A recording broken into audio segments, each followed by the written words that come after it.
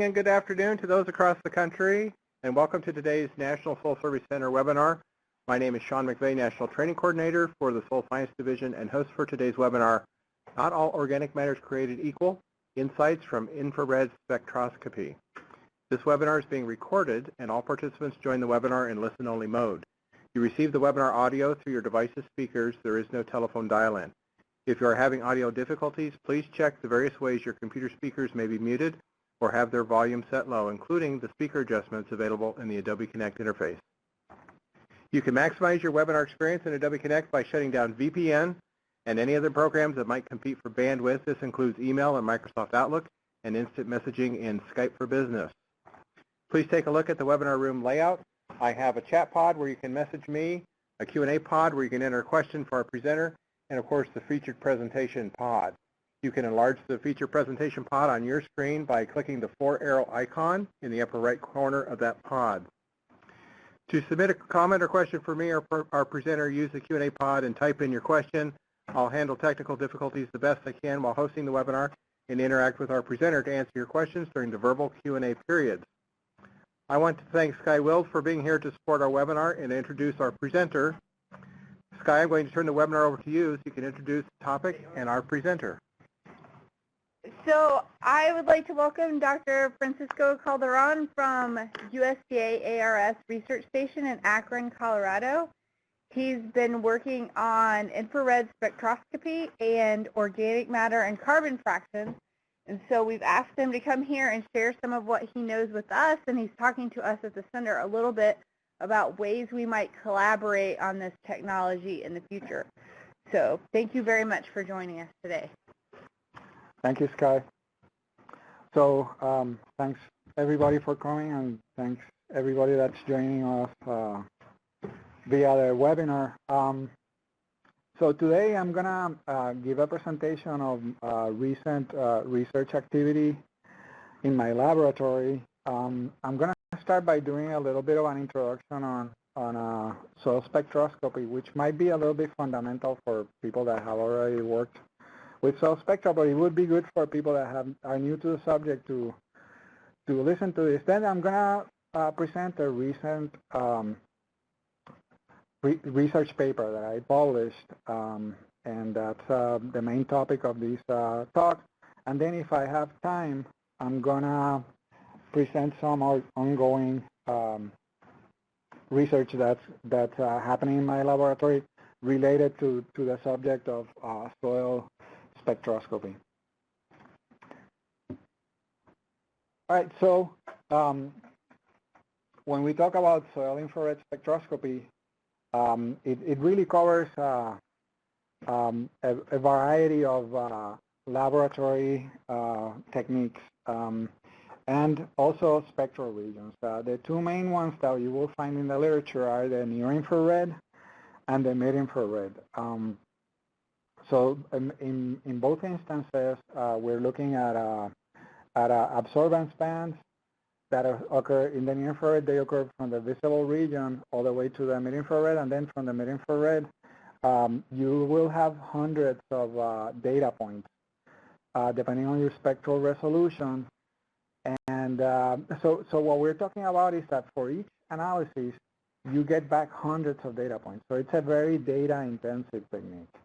The mid-infrared and the near-infrared are related because the near-infrared contains the overtones and combination bands for many of the spectral bands that are fundamental and occur on the mid-infrared. So they are related that way. And given the fact that you get so much data from these analyses, you need multivariate statistics to make sense out of them, and to, if that's your aim, to develop calibration. So there's a whole area of research that's called chemometrics that deals with the statistics that get applied to this type of data. So when I started in this area of research, I started probably around 2004. And there was already quite a body of research on soil spectroscopy, and it was already evident that you could use near-infrared spectra and mid-infrared spectra to calibrate for total soil carbon. There was an indication that the mid-infrared tended to give better predictions for total soil carbon than the near-infrared.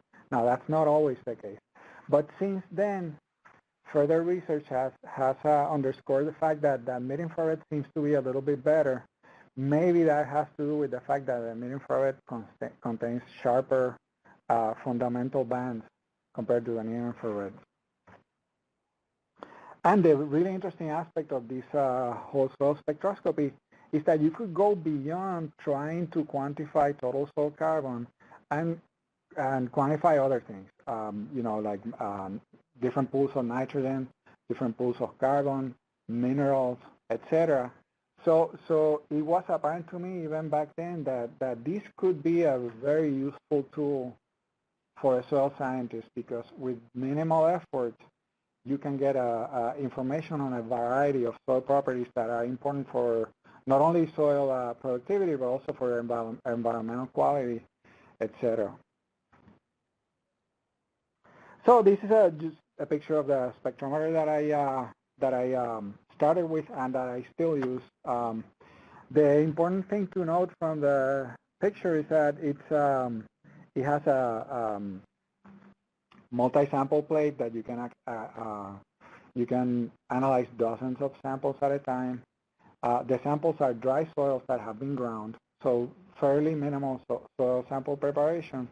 And you know, you could if you get organized, you could scan dozens or hundreds of samples per day with this technique. So why do infrared spectrometry as opposed to just traditional soil carbon analysis using a LECO or an elemental combustion or Walkley-Black? And put together this table comparing the costs. Instrument costs are comparable.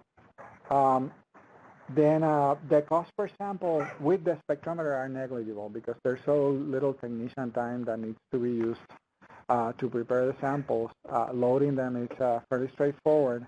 Now, when talking about cost, it is true that the large cost for a soil scientist is actually the field work, going out there with a probe and getting these different depth samples and all that. So I'm just talking about the laboratory, but it has to be looked in that context.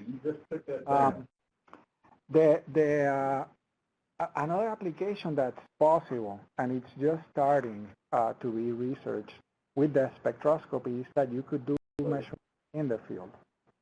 Now, that's still in the early stages of research, so we don't know that yet, but there's some indications that there's possibilities there where, of course, if you're going to do combustion analysis, that's only going to be done in the lab. Moisture, soil moisture, it's a factor. If you were going to do near-infrared analysis, the soils can be moist, and you can still get reasonable data. It's better if they're dry, but soil moisture is not a precluding factor for near-infrared.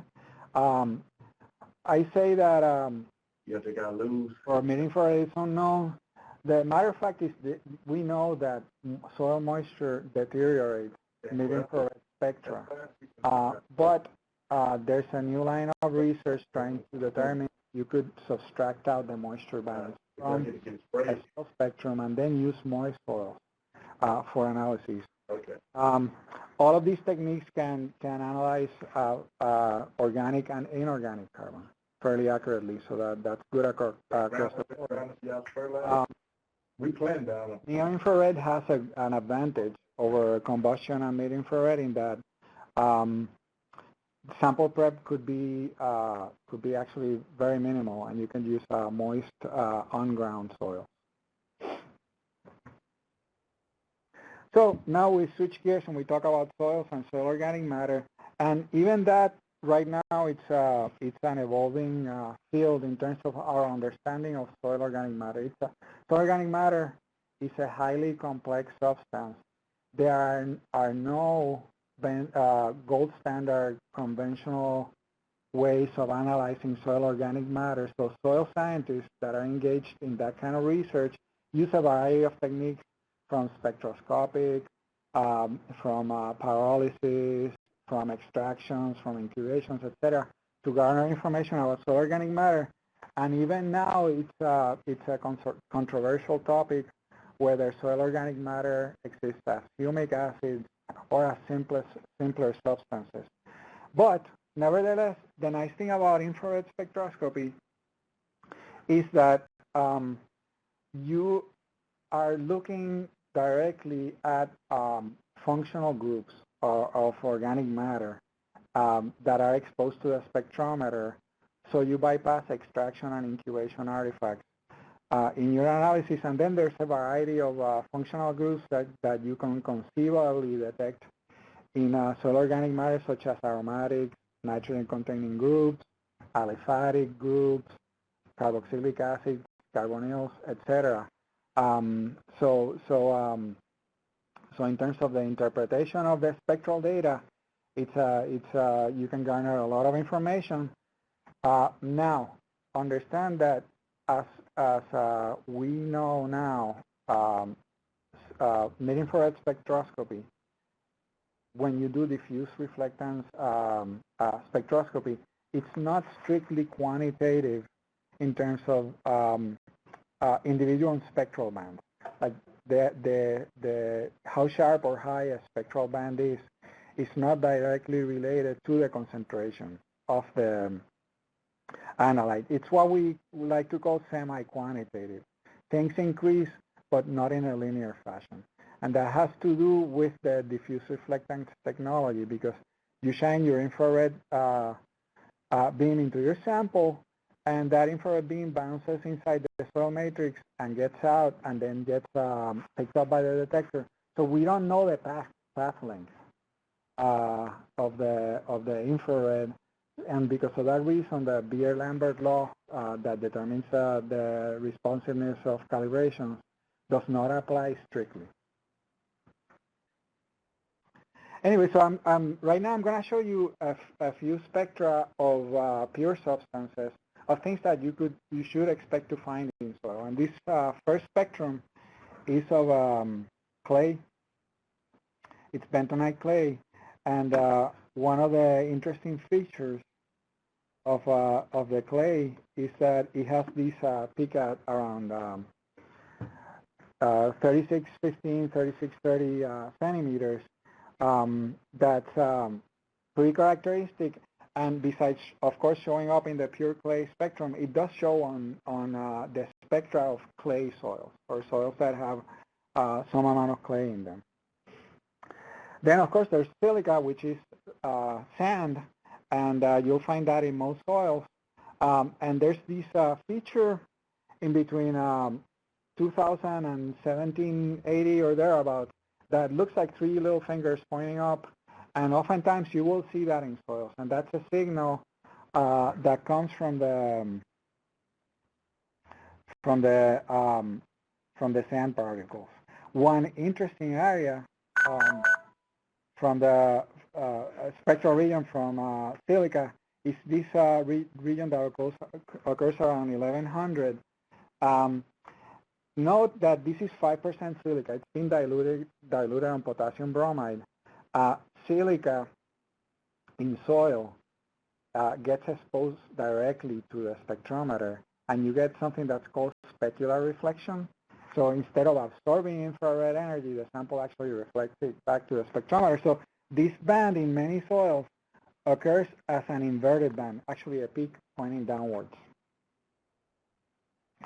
Of course, casein is a milk protein, but soil will contain nitrogen-containing compounds, proteins from decomposing residue, microbial cells, etc. And the interesting thing about the proteins or nitrogen-containing compounds in soils is that we'll have these peaks that are originally assigned to amide bands. And in some soils, you will see those peaks as well. Now, this is a humic acid, which I showed before. It's a highly complicated, large, condensed molecule. But if you scan a humic acid that's been extracted from soil, it looks like this. and it would have the aliphatic CH bands around 2950. It would have OH, NH absorbance, and then it would have these two peaks. And depending on the humic acid, these peaks could move one way or the other. But anyway, it's of course something. This humic acid starts looking a little bit more like a soil spectrum compared to the pure substances.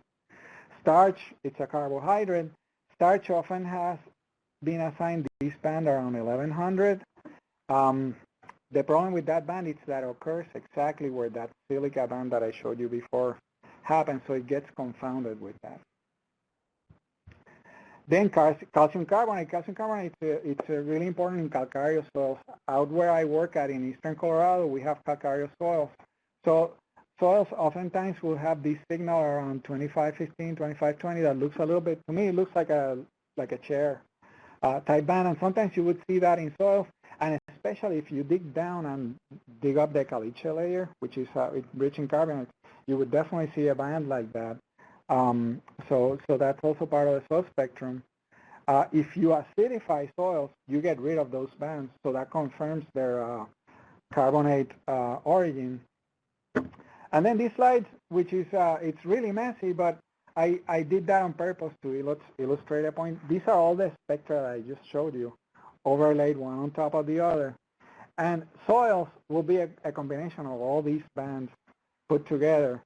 So imagine that interpreting a soil spectrum is not straightforward, because you will have regions like this region here where a lot of the organics happen. There's a lot of stuff going on in there. And there's a lot of overlapping bands. So it's not like let's say a gas chromatograph output that you have individual peaks and one starts and ends and then the other one starts. Infrared spectra cannot be interpreted that way. So it's a little bit more complicated than that. So this is finally a soil spectrum out from where I work at in Akron, and it does have that little carbonate feature that I told you about, like a chair. It has the clay peak, has the OH band, it has aliphatic CH. This whole region is interesting here because the OH band is really broad, because OH occurs in so many forms in soil that it gives you this really broad band. So that clay peak is riding on top of that OH band, and so is this aliphatic CH band. This really dense area, you see all the assignments that have been put in this whole region. Some people call this the fingerprint region because a lot of different organic functional groups absorb in there. So this is the same soil spectrum as before, but it shows the mineral bands. So here again you see the clay band. These are the three little peaks that I told you about. These are the silicate bands, or the silicate peaks. And this is the downward looking peak from the silicate that I had mentioned before. And you know, I work with spectral soil spectra from all through the U.S. and abroad, and this I could characterize this as a fairly representative soil spectrum. So soil spectra in general would look to some extent like this. So now I was gonna switch gears and get to this research paper that I just published and has generated some interest.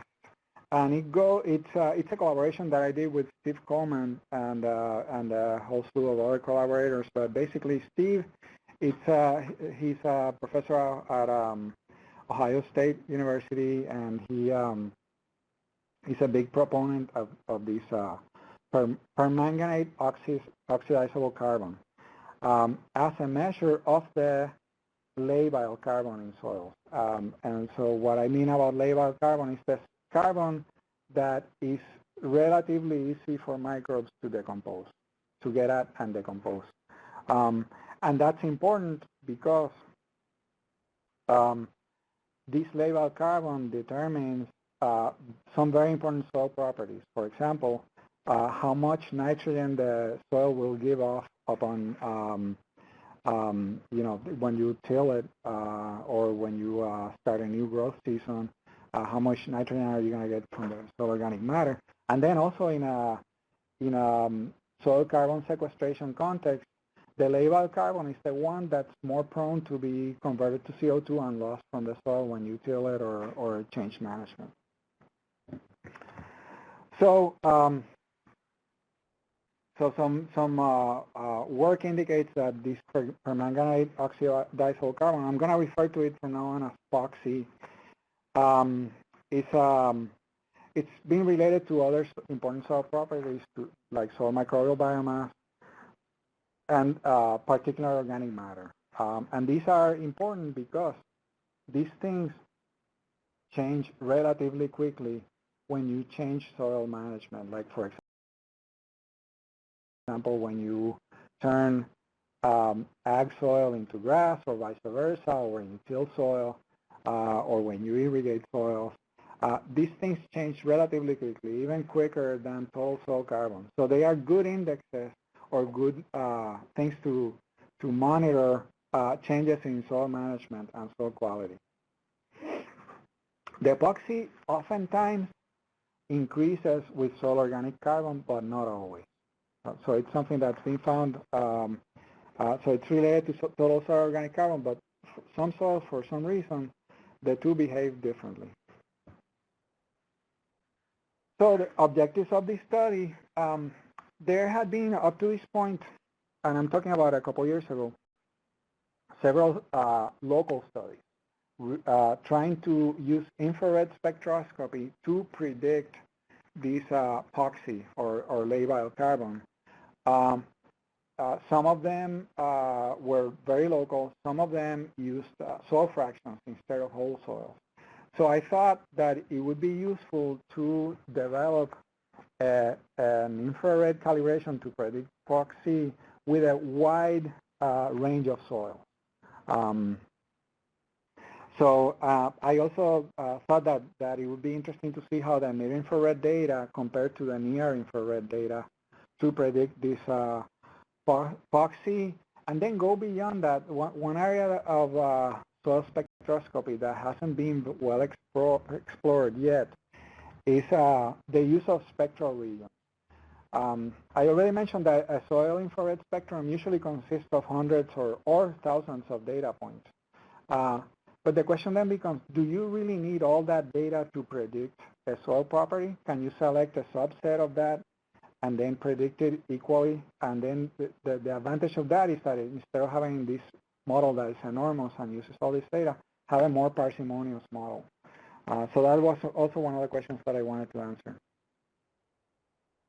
So this table shows the soils used for the experiment, and these soils are from different research projects from North America, from soils from New York all the way to soils to California, soils from the Southeast U.S., etc. They are all different agronomic experiments, comparing till versus no-till, soil amendments versus no soil amendments. Each one of these projects was led by a different scientist and were provided to me so that we could do this study and do it from this collection of soils. The nice thing is that the POXC and the soil carbon range pretty widely. For example, there are some soils like this LFL, that's a Living Field Laboratory in Michigan. It's fairly low in soil carbon, but then we have soils from Ohio urban gardens. Those are soils from an urban setting that have received compost from biochar, etc. And those can have quite high organic matters simply because they've been getting these direct additions of soil organic matter. So it's a very diverse soil set. And altogether, I forget the exact number, but it's between 400 and 500 samples that we were dealing with. So I show this table here because two things. There's something about developing calibrations with infrared spectroscopy, and that's the aspect of pretreatment. Simply means whether you use the raw spectral data as you get it from the spectrometer, or whether you take that data and treat it mathematically before you develop the calibration. And I'm not going to get too much into this now, but the pretreatments are thought to improve calibrations because they get rid of artifacts dealing with baseline issues and scatter issues, which are artifacts that occur when you're getting your spectrometer readings. Anyway, so I'm comparing four different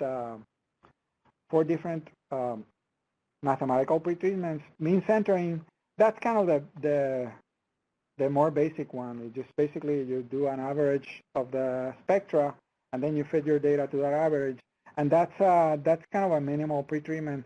Then there's standard normal variate, detrending, and multiplicatory scatter correction. And what I show is that for both the mid and near infrared, there's a very small improvement with some of the pretreatment. Nothing really dramatic. But perhaps this table is more interesting in the sense that it shows you the calibration quality for the Epoxy, but also for the total soil organic carbon and for the total nitrogen.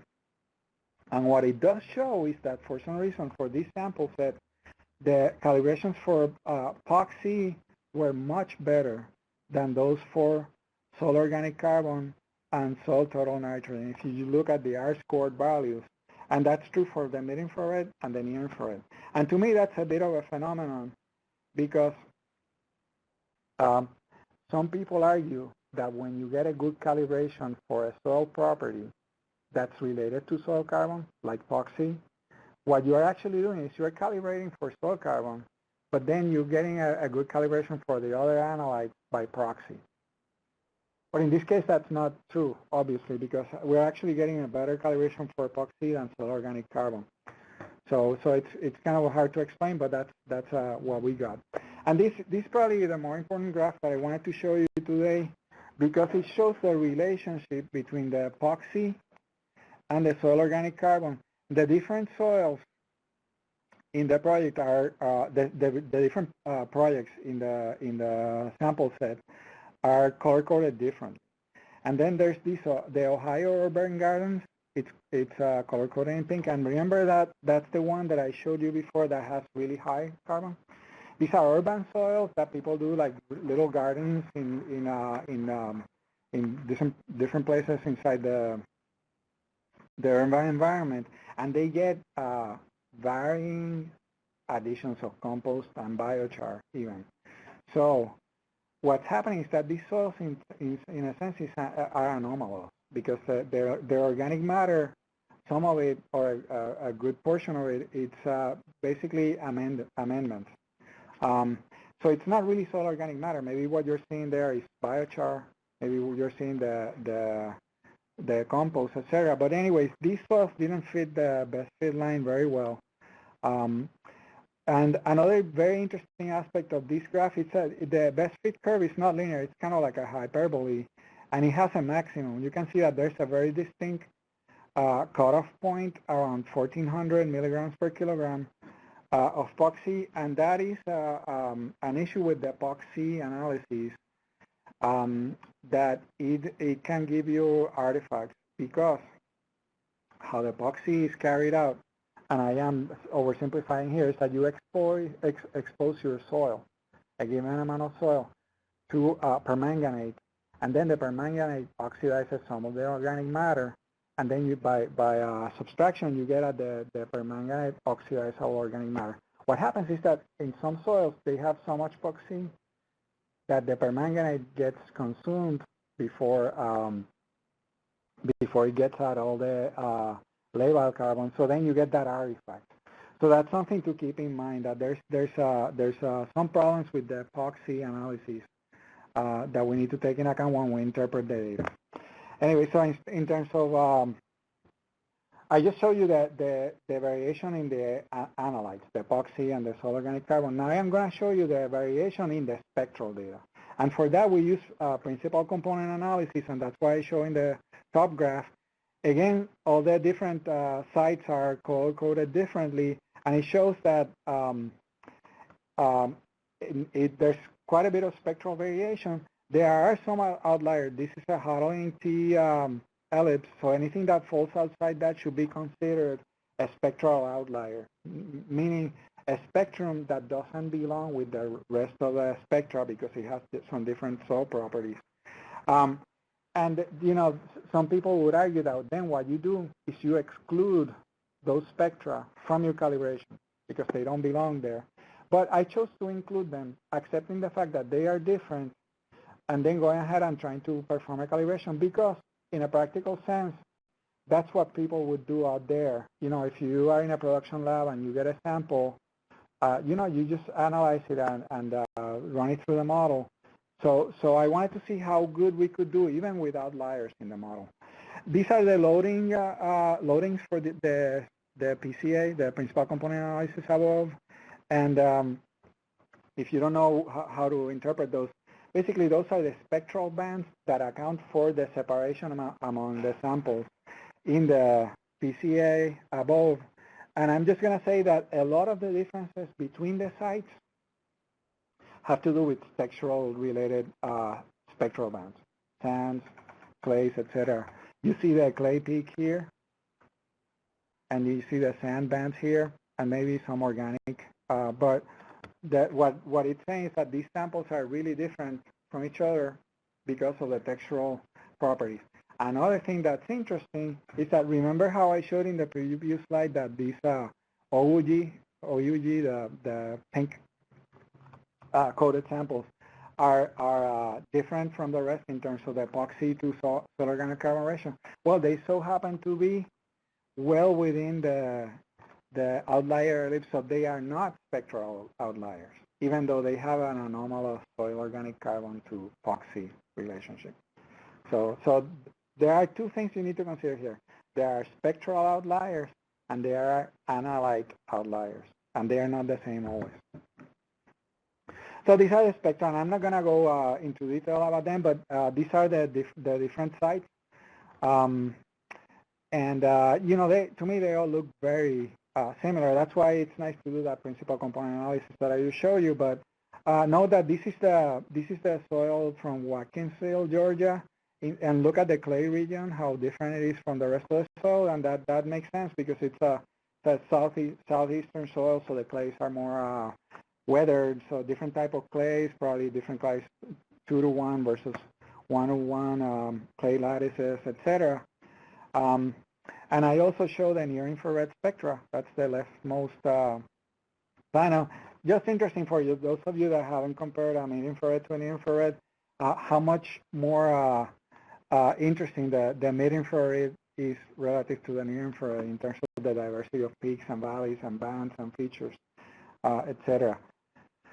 So anyway, so these are the actual calibrations for POXC. The mid-infrared is up on top, and the near-infrared is at the bottom, and they perform fairly similarly.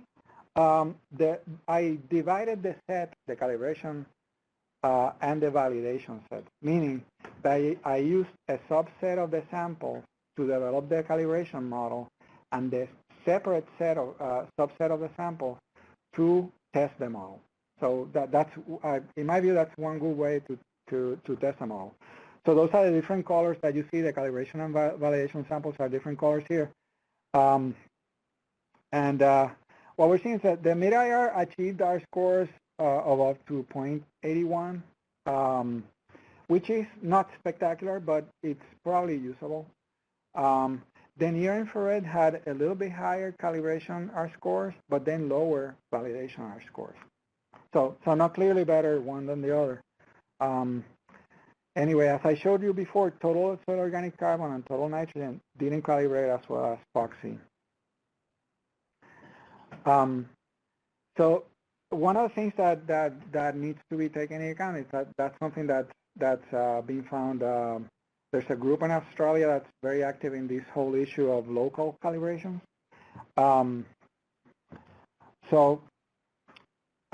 What I did in this table is I used the model to predict all the samples in the set, and then to predict individual experiments, the individual sites.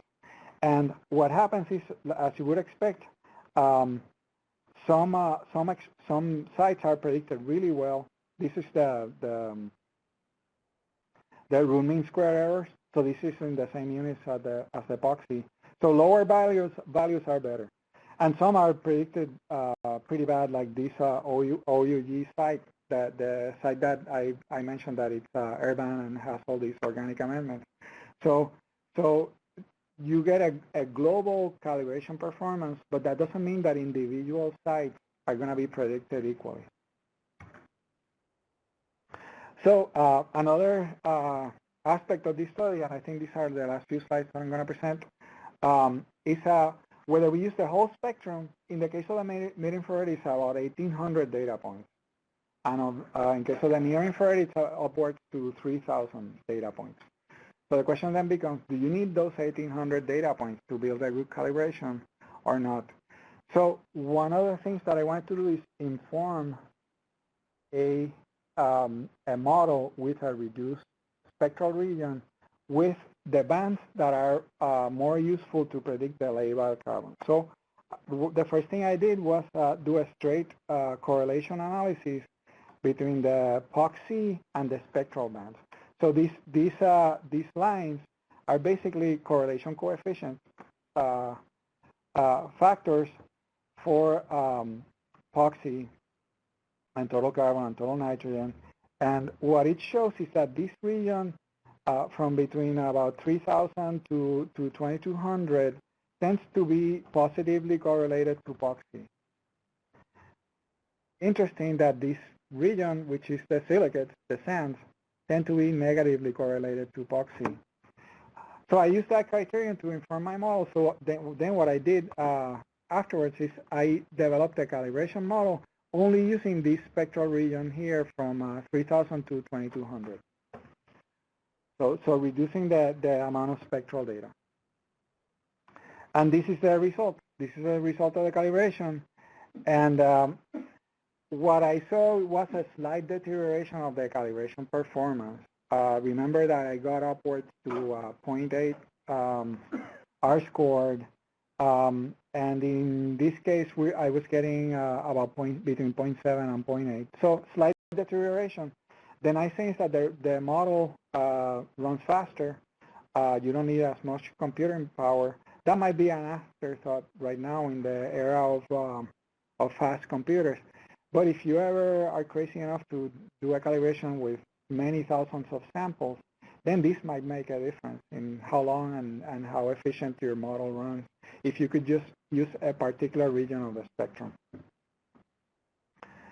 So conclusion. So what I can gather from this data is that mid-IR and NIR can both be used to determine POXC. Now, that is if you accept an R-score of 0.8 as acceptable. Some people would say that for a production lab, that's not enough. For research, it might be. So there's that caveat. So for some unexplainable reason, the calibrations for total carbon and total nitrogen were not as good as POXC in this sample set. So it's important to look at the individual sites, and in my case, I had this anomalous site, the Ohio Urban Garden site, that deteriorated the calibration performance simply because it was such a different soil. So that's something that needs to be looked at whenever you're working in this line of research and are developing calibrations. Is what kind of samples are you going to include and exclude? And that's always a judgment call. But in this case, the soil carbon and POXC data supported that OUG was different. So and then finally, I also show that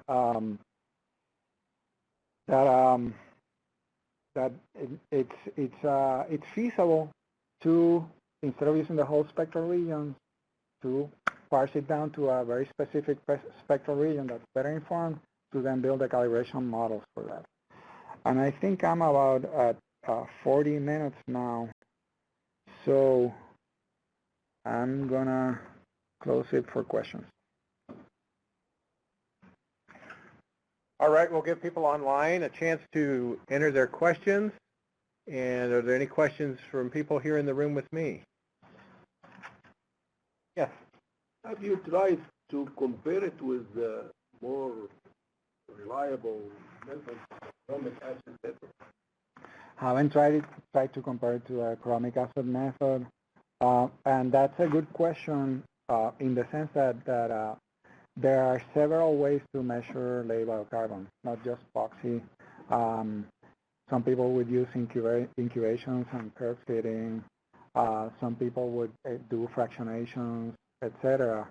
So by no means this is the only way of quantifying labile carbon. I chose POXC because at the time it was gaining a lot of popularity, and also because it's a fairly simple method to implement in the lab as well. So that's why I chose it. But there's other ways that need to be explored as well. So you think it would be underestimating, say, chromic may show you higher values than the permanganate method? That I believe the oxidation. The oxidation strength is a major factor in that. So permanganate will not be as strong as the chromic acid. Yeah, permanganate is considered a fairly weak oxidation agent compared to other things that are being used there. So yeah, the values are not. I wouldn't expect them to correspond to each other.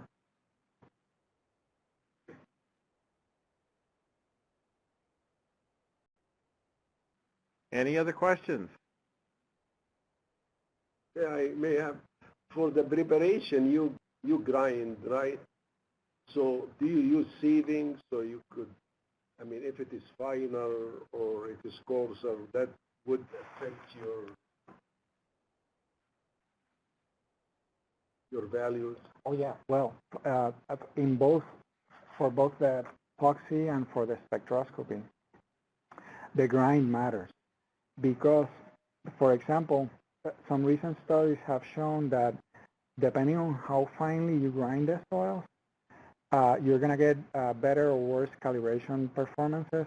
The hypothesis behind that is that when you grind the soil really finely, you get rid of some of the specular reflections from the sands, and so then you get to see more detail in the soil spectra. So grinding is really fundamental that you have uniformly ground soils. For example, and that's not a straightforward thing to do. Some soils will have bits and pieces of decomposing vegetation, and it's funny because some of that plant material is really hard to grind into a powder. No matter how well you try to go at it, you still end up with little fibers, etc. So it's an issue. Ideally, what you would have is if you are doing a project such as this, where you're comparing soils from very different places, is to get them all ground to the same fine grind. There's no convention yet as to what is the ideal grind. So you don't recommend the specific? No, I say as long as you grind it to a fine powder and as long as you have the soils dry. That's the other question, dryness. Soils will hold moisture unless you dry them at extremely high temperatures. So there's always going to be that absorbed water that's going to give you an FTIR signal. So that's another thing that you need to ensure that these soils, if you want to really optimize your calibration, that they are all equally dry as well. And Mike, could you come a little closer to make sure the people online hear your question? Well, this is like an application question. Have you studied, say, tillage, like no-till versus conventional till? Say you're increasing the amount of carbon in the no-till situation, but maybe the oxidizable carbon balloons out to a greater extent or is less proportionally. Have you looked at applications of it? Steve Coleman, one of my co-authors, has done a little bit more than that. What I have done along those lines is I've published a few papers comparing different conservation practices in soils and how they relate to the spectral properties of the soil.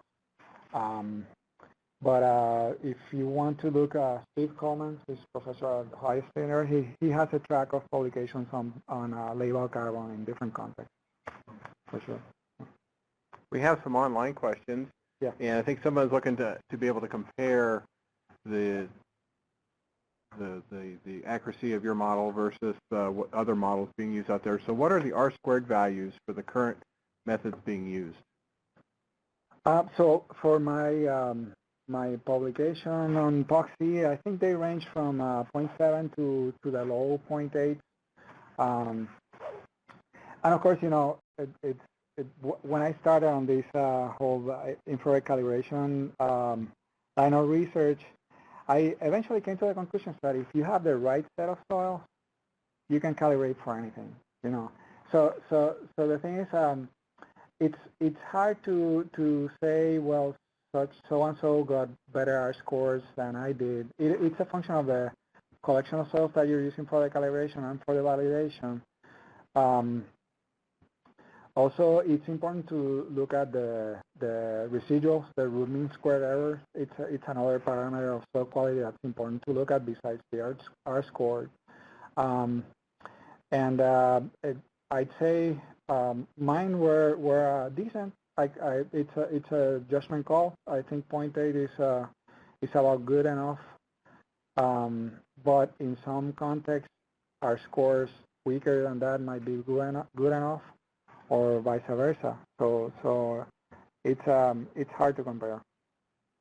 So next question, the center here has been working on MIR more recently. In your opinion, given the root mean square error and R squared, is the methodology accurate enough to be used as a routine analysis for quantitative assessment of management practices impacts?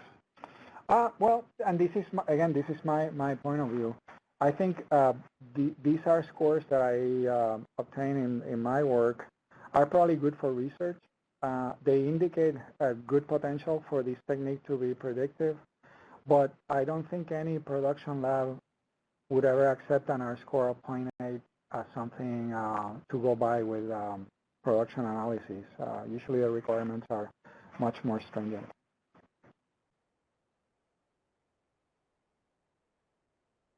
All right, well, that concludes our questions. I want to thank you, Dr. Calderon, for your time and effort to make this presentation today. And thanks to all the participants for joining in. We had more than 70 people in today's webinar. The on-demand recording of this webinar will be available in the future on our National Soil Survey